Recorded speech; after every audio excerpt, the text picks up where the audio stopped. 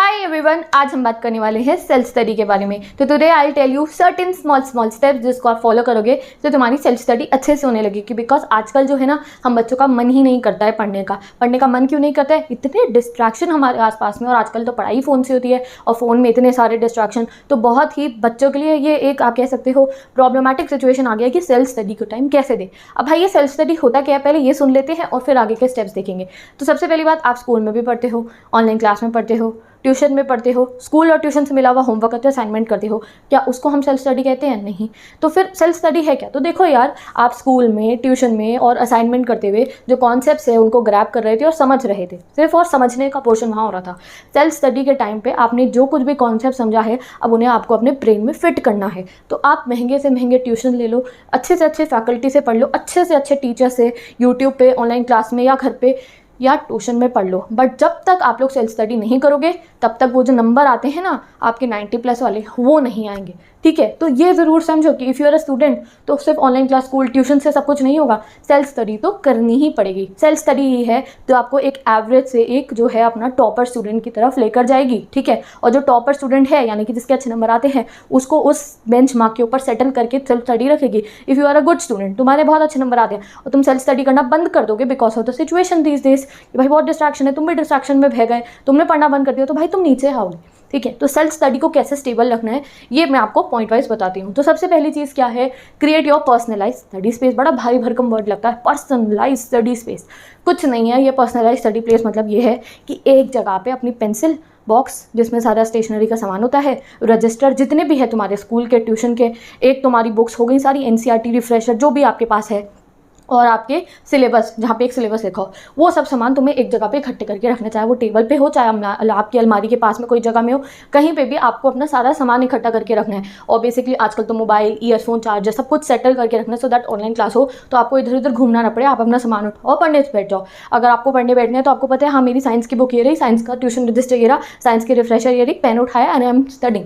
तुम्हारा time waste ना हो, this is personalise study space. अब बात करी जाए कहाँ बैठ के पढ़ें, तो देखो आप बेड पे पढ़ो, आप टेबल पे पढ़ो, आप सोफे पे पढ़ो या आप ज़मीन पे बैठ के पढ़ो, तुम्हें नींद भी आएगी और तुम्हें कॉन्सेंट्रेटेड भी फील नहीं होगा अगर तुम्हारी पढ़ने की इच्छा नहीं होगी तो। ठीक है, तो कई बच्चों के साथ प्रॉब्लम होती है, यार घर छोटा है, अपना पर्सनल रूम नहीं है, टेबल चेयर है नहीं, बाहर बच्चे को चाहिए होता है आजकल, भाई हमें टेबल चेयर मिल जाए, हम टेबल चेयर पे बैठ के पढ़ेंगे। बट मैं आपको सीरियसली बता रही हूँ, आपके अंदर से डेडिकेशन मैटर करती है पढ़ने के लिए। एपीजे अब्दुल कलाम जी जो थे ना, वो स्ट्रीट लाइट में बैठ के पढ़ते थे, सच बात है, झूठ नहीं है। तो जिसकी इच्छा होती है पढ़ने की वो बेड पे बैठ के भी पढ़ लेगा, टेबल चेयर पे भी पढ़ लेगा और ज़मीन पे भी पढ़ लेगा। और वहाँ वो ड्राइंग रूम का सोफा जो होता है ना, कई बच्चों के घर छोटे होते हैं तो ड्राइंग रूम के सोफे पे बैठ के पढ़ते कि रात को मम्मी पापा सो गए तो मैं ड्राइंग रूम में पढ़ लूँगा। तो it depends on your dedication. अगर मैं आपको सीधा बोलूँ कि बस टेबल चेयर पे बैठ के पढ़ना है और तुम्हारे पास है ही नहीं टेबल चेयर, तो तुम तो अपने मम्मी पापा को परेशान करोगे मुझे दिला के दो, तो भाई तुम्हारी पढ़ाई मैटर करती है, पढ़ाई की जगह मैटर नहीं करती है।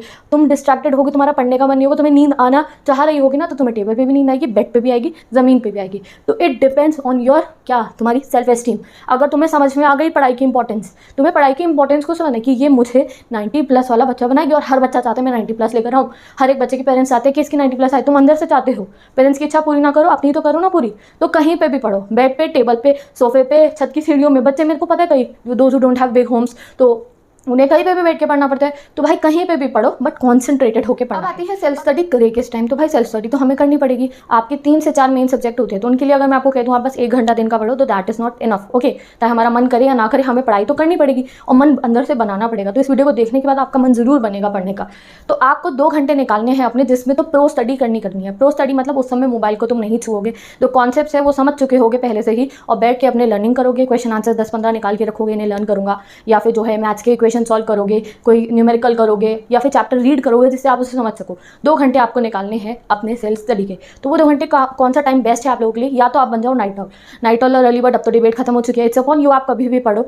तो नाइट ऑल वो होगा, या जैसे आपने डिनर कर लिया नाइट ऑल्स, ठीक है, आफ्टर डिनर 10-15 मिनट वॉक करके आप अपना 2 आवर पढ़ाई कर लें। जैसे आपने 9 बजे अगर डिनर कर लिया है तो 15 मिनट घूम के आप जो है 9:15 to 11:15 तक पढ़ लेना। क्या हो गया आपका? 2 घंटे आपको सेल्फ स्टडी के मिल गए, और उस 2 घंटे में जो आप सेल्फ स्टडी करोगे उसका इफेक्ट ना इतने लेवल वाला होने वाला है। Now come to the early birds. अब अगर आप अर्ली बर्ड्स हो तो आप डिनर के बाद 10-15 मिनट वॉक करके सो जाना, और सुबह जल्दी उठ के आपका स्कूल या ऑनलाइन क्लास के टाइम से पहले 2 घंटे पहले उठ के अपनी पढ़ाई कर लेना। तो इस डिबेट को एंड कर दो आपकी, सुबह पढ़े शाम को पढ़े, जो तुम्हारी माइंड की क्लॉक और जो तुम्हारा जो बॉडी है जिस चीज़ को अग्री कर रही है वो आप अपना करो। तो 2 घंटे निकालने हैं।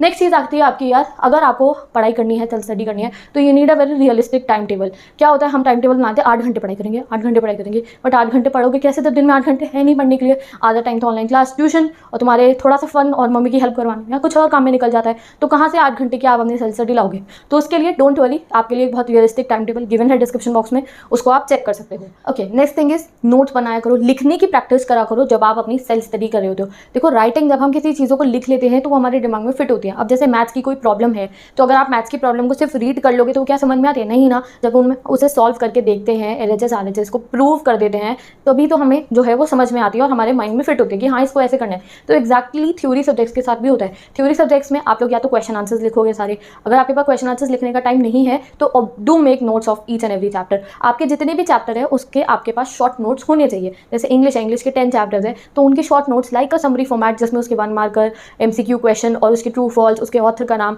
उसके वर्ड मीनिंग्स गिवन हो। अगर एसएसटी की बात करूँ तो मेजर डेफिनेशंस, वॉर का ईयर, ये सब कुछ मेंशन होना चाहिए। How to make notes video आईटैप के अंदर गिवन है। एनसीईआरटी से कैसे नोट्स बनाने हैं वो सब पॉइंट्स में मैंने आपको इस वीडियो में बताया था, तो आप वो वीडियो जाके देखो। सुपर टिप, एंड यस ये डेफिनेटली आपकी सुपर टिप है, ये आपको लर्निंग के अंदर बहुत ज़्यादा हेल्प करने वाली है। हमारी स्टूडेंट लाइफ का सबसे बड़ा झंझट क्या होता है, क्वेश्चन आंसर समझ में भी आ गए हैं, चैप्टर भी समझ में आ गया, लर्न नहीं हो रहा है, इतने बड़े बड़े क्वेश्चन आंसर लर्न नहीं हो रहे, इतने पॉइंट्स है, हिस्ट्री के क्वेश्चन लर्न करने में हमें बहुत परेशानी होती है, ठीक है। तो वो लर्निंग आपको ईजी कैसे करनी है, जब भी आप कोई क्वेश्चन लर्न कर रहे हो you have to read out loud, यानी कि उसे बोल बोल के पढ़ना है। बोल बोल के पढ़ने से क्या होता है, दूसरी चीज़ इसमें और ध्यान रखना कि बोल के पढ़ने से हवा में देख के नहीं कि आप बोल के पढ़ो, नहीं, कॉपी के अंदर देख के बोल के पढ़ना। उससे क्या है, आपकी 2 टाइप की मेमोरी बिल्ड होगी। एक तो आप जब उसे देख रहे हो तो आपके विजन से आपके दिमाग में सेट होगा, like you are reading the any question, आप कोई भी क्वेश्चन पढ़ रहे हो, मैं किसी स्पेसिफिक क्लास का मेंशन नहीं कर रही हूँ, imagine any of your question, आप कोई क्वेश्चन रीड कर रहे हो तो जब आप उसको बोल बोल के रीड करोगे तो वो आपकी जो मेमोरी है उसमें सेव होता रहेगा। और साथ ही के साथ क्या होगा, जब आप उसे बोल रहे हो तो जो आप कुछ बोल रहे हो, जैसे I am saying Lencho wrote the letter to the God, तो Lencho wrote the letter to the God, ये आवाज़ मेरे कानों में भी जा रही है और आपके कानों में भी जा रही है। तो बोलने से क्या होता है, हमारी जो गाने कैसे याद होते हैं, सुन के ही तो गाने याद होते हैं ना। तो क्या है आपका, जैसे बोल बोल के रीड करोगे तो क्वेश्चन आंसर्स लर्न होंगे। अब कई बार जब कोई गाने के लिरिक्स हमें समझ में नहीं आ रहे होते या हम भूल जाते हैं तो हम क्या करते हैं, हम गूगल पे सर्च करते हैं कि उसके लिरिक्स को एक बार पढ़ लेते हैं। कई बच्चे तो प्रिंट आउट निकलवा के लगते हैं गानों के लिरिक्स का, जिससे वो लर्न हो जाए, तो देख के ही तो लर्न करते हैं। तो दोनों चीज़ों को समझो। जब आप अपना लर्न कर रहे हो, सेल्फ स्टडी का मेजर पोर्शन क्या है, लर्निंग थिंग्स, तो जब आप लर्न कर रहे हो तो दोनों चीज़ों को ध्यान रखना। बुक खोल के देख देख के बोल बोल के रखना है। What happened during the world war 1, आप ऐसे पढ़ रहे हो तो जब आप उस क्वेश्चन को लर्न कर रहे हो बोल बोल के और उसे देख के लर्न करना है, आपके दिमाग में भी सेट हो जाएगा आंखों से देखते हुए, और जो आप बोल रहे हो यहाँ जब कान में आपके सुनाई देगा, in world war 1 happened in this year, तो ये आपका बोलते हुए जो whatever you are speaking वो कान से आपके माइंड में सेट होगा। अगर आप बच्चे क्या करते हैं, कॉपी खोली यूँ मन में पढ़ना शुरू कर दिया, भाई मन में पढ़ने से कुछ नहीं होगा, रीड आउट अलाउड एंड आंखों से देखकर जो है आप लोगों को लर्निंग करनी है अपनी। तो भाई अब अगर आपको अच्छे तरीके से सेल्फ स्टडी करनी है तो टाइम टेबल भी तुम्हारा बन गया, तुम्हारी स्टडी स्पेस भी डिजाइन हो गई, तुमने 2 घंटे वो वाले भी चुन लिए है, 2 घंटे ज़्यादा करनी है सेल्फ स्टडी बट प्रो वाले चुन लिए जिस समय तुम बिना फोन के सिर्फ और सिर्फ पढ़ाई करने वाले हो, ठीक है। तो अब नेक्स्ट थिंग आपको क्या करनी है, अपने सब्जेक्ट्स चुन के रखो कि एक बच्चे को पता होना चाहिए कि ये सब्जेक्ट मुझे डिफिकल्ट लगते हैं और ये सब्जेक्ट मेरे लिए ईजी है, मैंने कम टाइम में कर सकता हूँ। तो डिसाइड करके रखो अपने लिए, ये जगह मैंने खाली छोड़ी है, ये जगह तुम लोगों को फिल करनी है कि आपको मैथ्स डिफिकल्ट लगता है तो उसको ज़्यादा टाइम देना है, एसएसटी मुझे अच्छी लगती है तो मैं उसे कम टाइम में कंप्लीट करूँगा, मेरे को इंग्लिश अच्छी लगती है इंग्लिश जल्दी कर लूँगा, साइंस थोड़ी डिफिकल्ट लगती है तो साइंस ज़्यादा देर में करूँगा। ये आपको खुद से समझना पड़ेगा। रियलिस्टिक गोल बनाओ, जैसे कि एक दिन में 1 सब्जेक्ट लो या 2 सब्जेक्ट लो। ऐसा मत करना कि एक दिन में 3 से 4 सब्जेक्ट लेके आप पढ़ने बैठ गए हो कि आज इंग्लिश भी करूँगा, हिंदी भी करूँगा, मैथ्स भी करूँगा, साइंस भी करूँगा। उससे क्या होगा, ना तो मैथ्स हो पाएगी, ना साइंस, ना इंग्लिश, ना हिंदी, ठीक है। तो मैं एक रियलिस्टिक गोल, चाहे एक दिन में आप मैथ्स का 1 चैप्टर या 3 से 4 एक्सरसाइज कंप्लीट करने का सोचो, बट रियलिस्टिक गोल्स बनाओ। रियलिस्टिक गोल्स बनाने से क्या होगा, एक तो वो गोल अचीव हो पाएंगे और अगर अचीव नहीं होंगे तो तुम्हें समझ में भी आएगा कि आज मैंने सोचा था मैथ्स करनी है, मेरे से मैथ्स नहीं हो पाई, तो अंदर से गिल्ट आता है। ये गिल्ट फैक्टर जब आप अपने अंदर ले आओगे ना, पढ़ाई नहीं करोगी तो अगले दिन से अपने आप तुम ना अपने स्टडी प्लेस पे पहुंच चुके होगे पढ़ने के लिए। अब बात करते हैं time to do self study. Basically 4 घंटे का सेल्फ स्टडी का टाइम आप अपने दिन में से बहुत अच्छे तरीके से निकाल सकते हो, वेरी इजीली।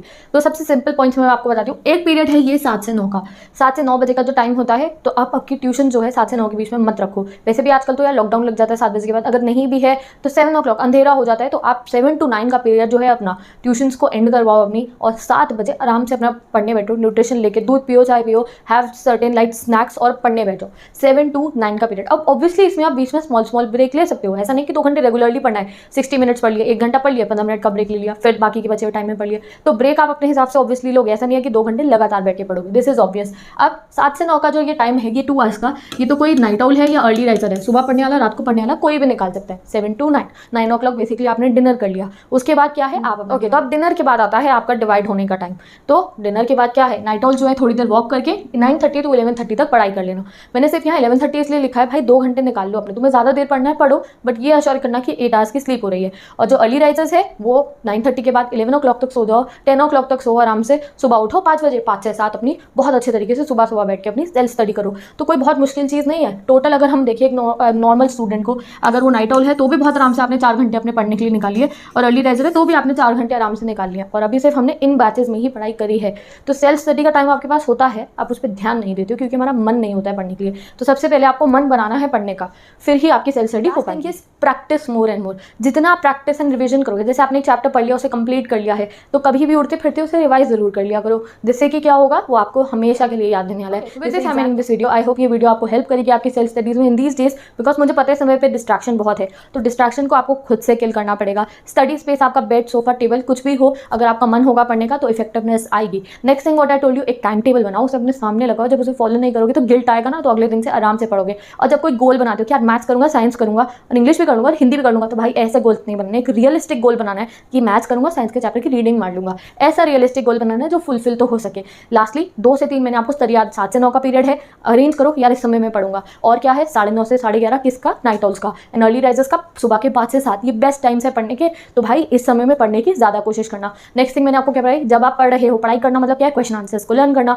चैप्टर को रीड करना, चैप्टर को समझना, तो बोल बोल के और आंखों से देख देख के लर्न एंड रीड करना, सो दैट वो यहाँ लॉन्ग टर्म मेमोरी में शिफ्ट हो कि बोर्ड एग्जाम और फाइनल एग्जाम तक वो याद रहे हमें और हम उसे समझ के लिख पाएं।